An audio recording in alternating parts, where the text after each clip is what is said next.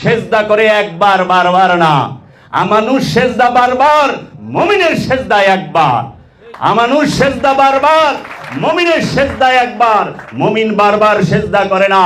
মুমিন একবার যখন সেজদায় চলে যায় তখন আর সে মাথা উঠাইতে পারে না। আর যখন সেই মাথা উঠায় সেটা কাইটা আলাদা করিয়া দেয় দেহের থেকে। অনেক প্রমাণ আছে যে আমাগো এই লজ্জা স্থান সম্পর্কে জানা নাই। লজ্জা স্থান সবার আছে। সেটা কিসের? এই দৃষ্টি। এর জন্য মহাপুরুষরা বলে থাকেন, দৃষ্টিভঙ্গি পাল্টান, জীবন পাল্টে যাবে। এই দৃষ্টি দিয়া কমও দেখা যায়, বেশিও দেখা যায়। এই দৃষ্টি দিয়া ভালো দেখা যায়, মন্দও দেখা যায়। 2023 সাল আজকের এই দিনে এই ধরাধামে কালান্দার বাবা জাহাঙ্গীর বা ইমান আল সুরেশ্বরী অফি আনহুর ঘরকে আলোকিত করে এক মহামানবের আগমন হয়েছেন আজ থেকে 50 বছর আগে। 1973 সালে 20 মে বাবা বেদম ওয়ারসি আল জাহাঙ্গীর এই পৃথিবীর বুকে আগমন করেন। আজকে বাবা বেদম ওয়ারসি আল জাহাঙ্গীরের শুভ আবির্ভাব দিবস উপলক্ষে উরস শরীফে আমরা সবাই সমবেত হয়েছি। তাই আমরা যত আশিকান, জাকিরান এবং ভক্তবৃন্দ আছি, সবার তরফ হইতে আমরা দয়াল বাবা বেদম ওয়ারসি আল জাহাঙ্গীরকে জানাই শুভ আবির্ভাব দিবস। দয়াল বাবা বেদম ওয়ারসি আল জাহাঙ্গীর, আপনার নূরের কদম মোবারকে আমাদের সবার ভক্তি রইল। আমরা আপনার কাছে দয়া ভিক্ষা চাই। রব্বুল আলামিন বলেছেন কুরআনুল মাজিদে, ফালিয়াবুদু রব্বা হাযাল বাইত, ফালিয়াবুদু রব্বা হাযাল বাইত, তোমরা ওই ঘরের রবের ইবাদত করো। ফা সুতরাং লিয়াবুদু রব্বা হাযাল বাইত, সুতরাং তোমরা ওই ঘরের যে রব তার দাসত্ব করো, তার ইবাদত করো। কোরআনে আরেক জায়গায় বলতেছেন ওয়াবুদু রব্বাকুম হাত্তা ইয়াতিকাল ইয়াকিন, ওয়া এবং আবুদু দাসত্ব করো, ইবাদত করো, হাত্তা ওই পর্যন্ত, ইয়াতিকাল ইয়াকিন বিশ্বাস অর্জিত হওয়ার আগ পর্যন্ত তোমার রবের ইবাদত করো। তাহলে ইবাদত কোন পর্যন্ত করতে হবে? বিশ্বাস অর্জিত হওয়ার আগ পর্যন্ত। সূরা হিজর আয়াত নাম্বার 99। এই আয়াতে আল্লাহ বলতেছেন ওয়াবুদু রব্বাকুম হাত্তা ইয়াতিকাল ইয়াকিন, বিশ্বাস অর্জিত হওয়ার আগ পর্যন্ত রবের দাসত্ব করো, রবের ইবাদত করো। এখন এইটার অনুবাদ বাংলাদেশের বেশিরভাগ আলেমেরা, তাফসীর কারকরা তাহারা করে রেখেছেন যে মৃত্যু হওয়ার আগ পর্যন্ত রবের ইবাদত করো।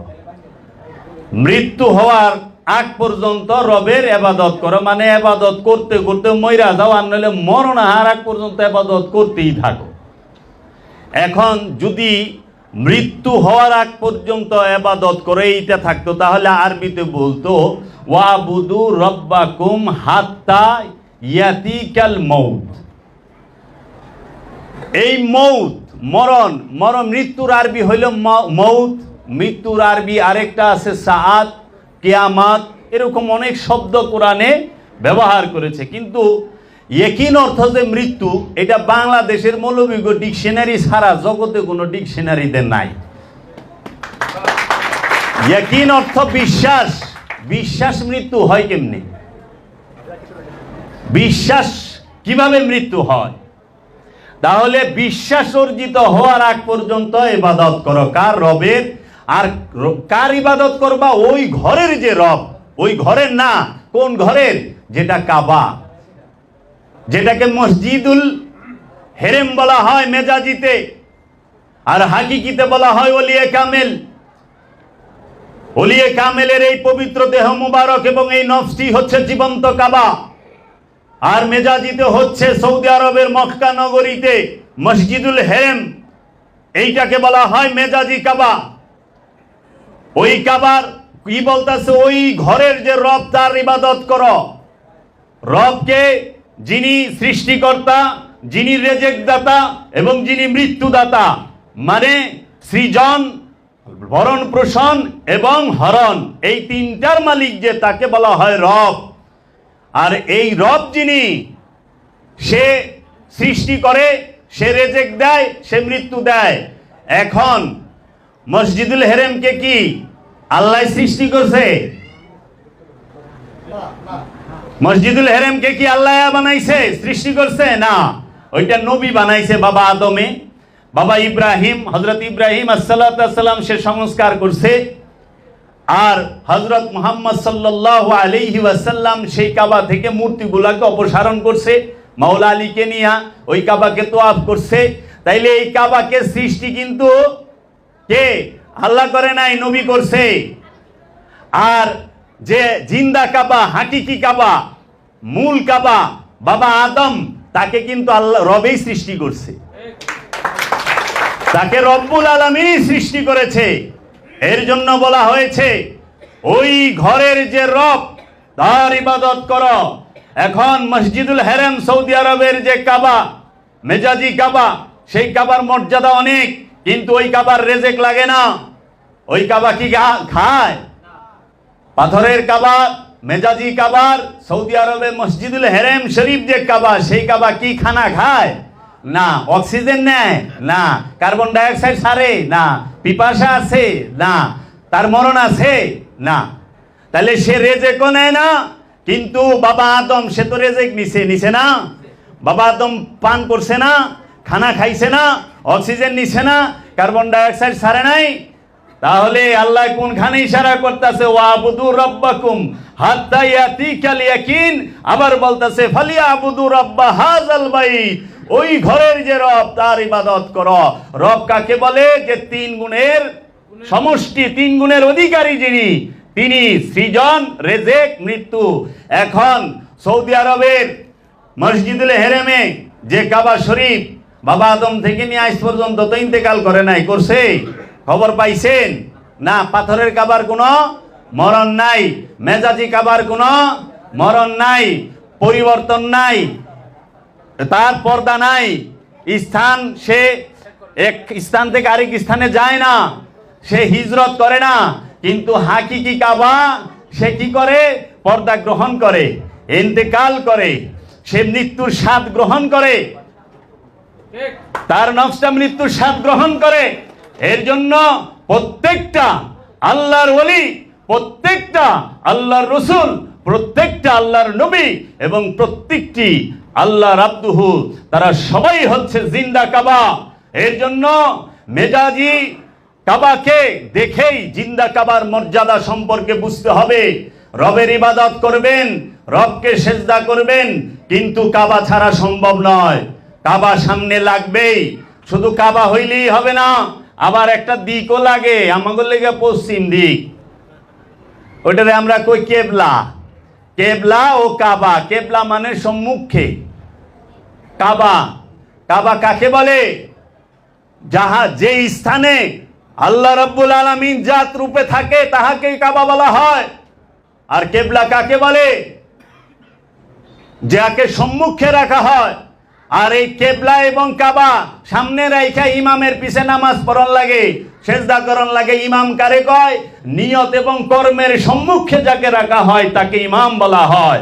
নিয়তের সামনেও যে থাকবো, কর্মের সামনেও, রুকু সেজদার সামনে যে থাকবো তাকে বলা হয় ইমাম। দেখেন না মসজিদে বিহাজাল ইমাম নিয়তের মধ্যে, আর এই যে রুকু সেজদা করবার লইছেন যে কর্ম, এইটার সামনে ইমাম খাড়া রইছে না?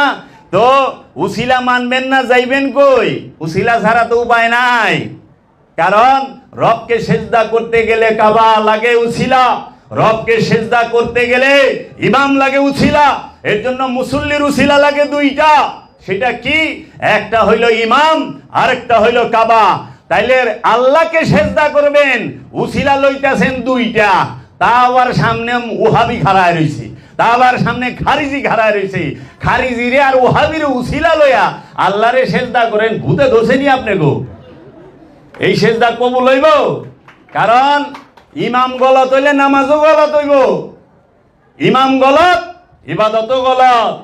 এর জন্য একটা সাবধান এবং একটা কথা বইলা দেয়, যাহারা তরিকতপন্থী, যাহারা আল্লাহর ওলির হাতে হাত দিয়া বায়াত হয়েছেন, যাহারা আল্লাহর ওলিকে গুরু রূপে মেনেছেন, তারা কখনোই ওহাবির পিছে ইত্তেদা করতে পারে না, পারে না, পারে না, হবে না। ইত্তেদা ইবাদত হবে না। আপনার মসজিদের ইমাম যদি ওহাবি খারিজি হয়, আর আপনি যদি ওলি আল্লাহর প্রেমিক হন, পীর পূজারি হন, বুতপারাস্তি হন, আশিকে রাসূল হন, এই ওহাবির পিছে আপনি নামাজ পড়া কি লাভ হবে? কারণ এই ওহাবি তো আপনার পীরকে বলে ভণ্ড, এই ওহাবি তো আপনার পীরকে গালি দেয়। যে আপনার পীরকে গালি দেয়, আপনি যদি তার পিছনে ইত্তেদা করেন, তার মানে এই গালিকে আপনিও সমর্থন করলেন, আপনি আর মুরিদ রইলেন। ইমাম হয় একজন, আমার ইমাম বাবা জাহাঙ্গীর, আমার ইমাম বাবা জাহাঙ্গীর, আমার ইমানও বাবা জাহাঙ্গীর। তো ইমাম হবে একজন, ইমাম 12 জন হয় না। আর ওখানে আপনি গত যে মসজিদে যান, সেই মসজিদে আলাদা আলাদা ইমাম হয়ে জায়গা। আজকে ঢাকা বাইতুল মোকাররমে বসেন, এখানে এক ইমাম, কালকে খুলনা গেছেন গা, ওখানে আরেক ইমাম, পরশুদিন কক্সবাজার গেছেন, ওখানে আরেক ইমাম, সৌদি গেছেন আর ইমাম খালি পাল্টাই বেরিয়ে লইছে। অথচ কোরআন কইতাছে ইমাম একজন, ইমাম একজন। সেই একজন ইমামকে আল্লাহর কামেল ওলি, ওলিয়ে কামেল, আল্লাহর রসুল। এর জন্য আল্লাহ কোরআনে বলেছে, আমি কিয়ামতের দিন হাসরের ময়দানে, আমি কিয়ামত দিবসে প্রত্যেকের ইমাম সহ প্রত্যেকটি নফসকে ডাকবো। এই ইমাম নফস কথা, ওইখানে রবের সামনে কথা বলার কোনো অধিকার থাকবে না। আর রব্বুল আলামিন জিজ্ঞেস করবে ইমামকে, যে মানছে না মানে নাই। কাহাকে মানছে? সে কি নিজের ইচ্ছা ইবাদত করছে না ইমামকে মানছে? এর জন্য ইমাম যে, তার দিকে তাকায়েন। এখন রবের বিশ্বাস, ওই ঘরের রবের ইবাদত করো, তাহলে আগে ঘর চিনেন কোনটা রবের ঘর। আল্লাহ সিফাতি রূপে মসজিদুল হেরামে থাকে, গুনামুলি রূপে সৌদি আরবের মক্কা শরীফে মসজিদুল হেরামের মধ্যে আছে অবশ্যই, সেটা সিফাত রূপে, জাত রূপে না। আর জাত রূপে রব্বুল আলামিন আছে প্রত্যেকটি ওলিয়ে কামেলের নফসের নিকটে। কারণ আল্লাহ এই প্রতিশ্রুতি করেছে, কি নাহনু আকরাবু ইলাইহি মিন হাবলিল ওয়ারিদ, আমরা তোমার জীবন রগের নিকটেই অবস্থান করি। হাদিস শরীফে রাসূল সাল্লাল্লাহু আলাইহি ওয়াসাল্লাম বলতেছেন, মান আরাফা নাফসাহু ফাকাদ আরাফা রাব্বাহু, যে যার নিজের নফসকে চিনেছে, কোনো সন্দেহ নাই সে তার রবকে চিনেছে। আবার আরেক হাদিসের মধ্যে আছে, কুলুবুল মুমিনিন আরশে আল্লাহ, মুমিনের হৃদয় হচ্ছে রবের আরশ। এর জন্য রবের আরশ হৃদয়, কাঠের চেয়ার রবের আরশ না। এখন অনেকে তো চেয়ার বানায় হেলা কাঠের, কয় সিংহাসনের নিচে ছায়ায় থাকবো, সূর্য আদাত উপরে থাকবো, তে আল্লাহ কই থাকবো? হাসরের মাঠে সূর্য যদি চাঁদির আদাত উপরে থাকে, তা আল্লাহ রাব্বুল আলামিন ওনে সিংহাসন লয়ে বসে থাকবো, কয় ছায় দিকে ছাই সূর্য থাকবো। কি যে কয় নিজেও দিশা পায় না যে কি কইতাছি, কি কয়, মাথা ঠিক নাই তো। এর জন্য রবের ইবাদত করতে হইলে কাবা উসিলা লাগবো, ইমামও লাগবো। সেজদা কখনো উসিলা ছাড়া হয় না। আর সরাসরি যখন সেজদা হয়ে যায়, তখন সে নিজেই উসিলা হয়ে যায়, তখন সে নিজেই উসিলা। কারণ সে কাবা হয়ে গেছে, কারণ সে সেজদা দিয়া ভালাইছে। সেজদা করে একবার, বারবার না। আমানুষ সেজদা বারবার, মুমিনের সেজদা একবার। আমানুষ সেজদা বারবার, মুমিনের সেজদা একবার। মুমিন বারবার সেজদা করে না। মুমিন একবার যখন সেজদায় চলে যায়, তখন আর সে মাথা উঠাইতে পারে না। আর যখন সেই মাথা উঠায়, সেটা কাইটা আলাদা করিয়া দেয় দেহের থেকে। অনেক প্রমাণ আছে যে অগণিত মুমিনদের মাথা সেজদা অবস্থায় কাইটা ভালাইছে, সেইটা মেজাজিও হাকিকিও। তো যে নাকি আগেই মাথা কাইটা ভালাইছে, হের মাথা আপনি কাইটা কি করবেন? আপনি মাওলা হুসাইন তো মহানবীর প্রেমে মাথা আগেই কেটে ফেলাইছে, এজিদ পরে মাথা কেটে কি করব? যা মাথা লয়ে যা, কি হইছে, হাত তো নিতে পারস নাই। কারণ এজিদ হাতের বায়াত চাইছিল, কিন্তু এজিদের সৈন্যরা মাথা লয়ে গেছে, এজিদের কাছে হাত নিতে পারে নাই। কারণ ওই হাত মাওলা হুসাইনের হাত, মহানবীর হাত। মাওলা হুসাইনের হাত মহানবীর হাত। মহানবীর হাত কখনো বাতিলের সাথে আপোষ করতে পারে না, মিলাইতে পারে না। এর জন্য মাওলা হুসাইন বলছে, মাথা আমার নিয়ে যাও, এই হাত আমার নানার। আমি গাদ্দারের সাথে, মুনাফিকের সাথে হাত মিলাই না। মুনাফিক সে খুব ভয়ানক। মুনাফিক স্বার্থ যতক্ষণ আছে চুপ করে বয়ে থাকবো, স্বার্থ শেষ এই মুনাফিকি গলায় ছুরি ধরবো। আর মুনাফিকরা খুব তাড়াতাড়ি কাছে যায়, আর খুব তাড়াতাড়ি বাইরেও যায়। এর লিগে প্রেমিকের কাছে আইতো দেরি হয়, বাইরে তো প্রশ্নই আহে না। এর জন্য ইমাম সম্পর্কে একটু কথা কন লাগে।